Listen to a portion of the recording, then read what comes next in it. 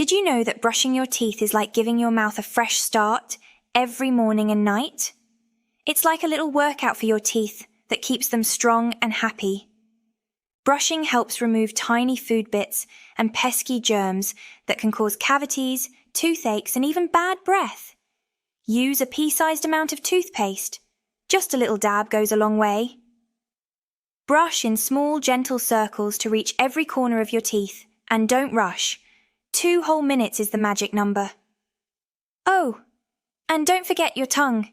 It needs cleaning too.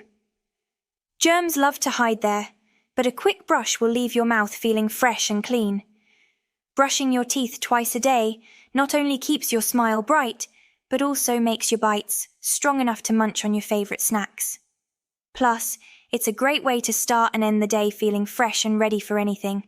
So grab your toothbrush and let's make those teeth shine like stars.